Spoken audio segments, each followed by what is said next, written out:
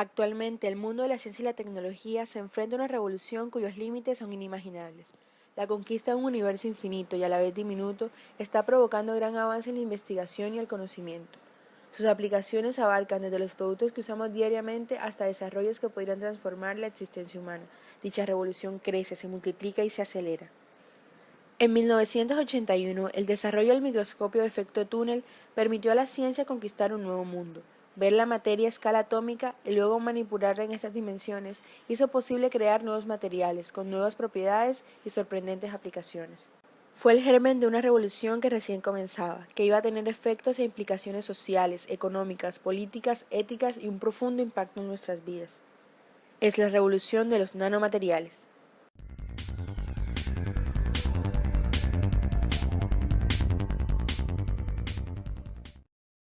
Los nanomateriales son materiales con propiedades morfológicas más pequeñas. Sin embargo, cuando hablamos de algo pequeño, podríamos referirnos a un cabello humano.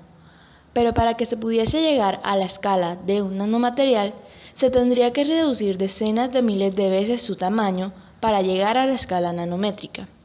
Algunos autores han establecido que la escala del tamaño de un nanomaterial es de 1 a 100 milímetros aproximadamente, es decir, un nanómetro equivale a la 1000 millonésima parte de un metro. El enorme interés creado por estos materiales tiene su origen en las propiedades que presentan, en general muy superiores y a menudo diferentes, cuando se comparan con las de los mismos materiales a tamaños mayores. Tienen la potencialidad de sustituir a tecnologías ya existentes, mejorando los costes de materia prima y la producción. ¿Pero qué dicen los expertos sobre esto? Un sistema tiene unos pocos átomos, y cuando hablamos de pocos son centenares o miles. Las propiedades de los sistemas y las partículas cambian totalmente. Las propiedades magnéticas, las propiedades ópticas, las propiedades eléctricas y aún las propiedades químicas, por ejemplo las propiedades catalíticas, son totalmente distintas. Ahí nacen o tenemos los nanomateriales.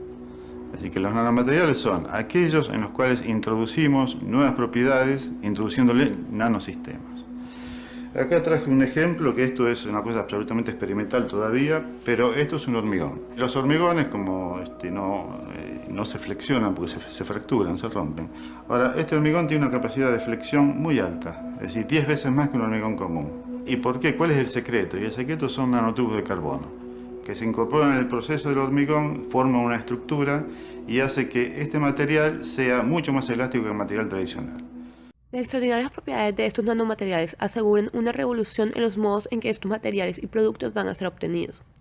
Al reducir las dimensiones de un material, se modifican sus propiedades y, en consecuencia, se pueden diseñar materiales con propiedades a la carta. Normalmente, estos materiales son ligeros, duros y resistentes. Identificación de los nanomateriales. Nanocompuestos. Son materiales creados introduciendo un bajo porcentaje de nanopartículas en un material base llamado matriz. Como resultado, se obtienen materiales con propiedades distintas a las de los materiales constituyentes, por ejemplo, en propiedades mecánicas como la rigidez y la resistencia. Nanotubos. Son estructuras tubulares con diámetro nanométrico, son de distinto material, sin embargo los más conocidos son los de silicio y principalmente los de carbono. Los nanotubos de carbono son una forma alotrópica del carbono, como el diamante, el grafito o los fullerenos. Su estructura puede considerarse procedente de una lámina de grafito enrollada sobre sí misma. En el área de la nanotecnología se pueden diferenciar dos vías de trabajo: el enfoque de arriba hacia abajo o método top-down y el enfoque inverso de abajo hacia arriba o método bottom-up. El enfoque top-down consiste en la reducción de materiales básicos hasta límites nanométricos. Con este enfoque se busca tratar de reducir el tamaño de los materiales para que sean más pequeños. El avance de la nanotecnología ha permitido invertir este proceso, el cual es el proceso bottom-up, que permite que a partir de átomos y moléculas individuales se puedan hacer crecer las cosas desde abajo hacia arriba, es decir, una síntesis de nanomateriales mediante unidades de construcción más pequeñas.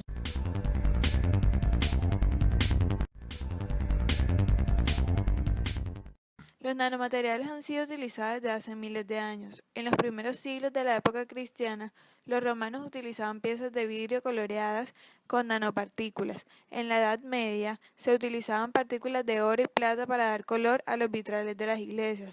Por su parte, los alquimistas vendían nanopartículas como elipsis de la vida eterna. En el siglo XVII se utilizaba el nanooro para decorar vajillas. Actualmente, alrededor del mundo, científicos de distintas áreas usan micro y nanotecnología con aplicaciones que van desde mejoras en productos de uso diario, tales como el uso de nanomateriales, junto con polímeros para la fabricación de biempaques alimenticios, hasta desarrollo de innovaciones que dan respuesta a desafíos de la humanidad, como mejorar enormemente el rendimiento de los materiales en condiciones extremas, en particular en los sectores espacial y aeronáutico. Si pensamos a futuro, materiales como los nanotubos de carbono podrán mejorar la eficacia de los paragolpes y a la vez reducir el peso de los vehículos. En vez de focos, el auto tendrá láminas extremadamente planas compuestas de nanoláminas lumínicas. En el interior, los asientos estarán revestidos con nanopartículas de nanocarbono o grafito. Los autos tendrán una serie de nanosensores con distintas funciones. En los catalizadores que se encuentran en los caños de escape ya se utilizan nanopartículas metálicas para optimizar la destrucción de gases contaminantes. Las pinturas del exterior, también por la acción de nanopartículas, harán que la superficie repela a la suciedad y que sea imposible de rayar. Otra opción que se estudia es la posibilidad de tener pinturas diseñadas con nanotecnología que puedan actuar como células solares y recargar la batería del vehículo mientras está estacionado. Como resultado de esto se obtendrán vehículos más prácticos, ecológicos, livianos y más económicos. Escuchemos lo que dicen los expertos con respecto a la medicina. Interesantes que tiene el nanomagnetismo está en el área de salud. Un ejemplo de ello es algo que ya se está utilizando en este momento, que es ayudar al contraste de las tomografías de resonancia magnética. La otra aplicación que yo la considero más imaginativa, si vamos al caso, es lo referido al tratamiento. Es donde metemos la imaginación en movimiento. Y es algo que tiene mucho que ver con esa película que yo veí cuando era chico, que era El viaje fantástico, y imaginarse un nanorobot no es simple. Uno se imagina, al estilo ciencia ficción, un robot o un mecanismo del tamaño nanométrico, del tamaño que involucre 1500 átomos, 2000 átomos. ¿Cómo haces un robot de este tamaño? Uno piensa que es algo complicado. Y en realidad no.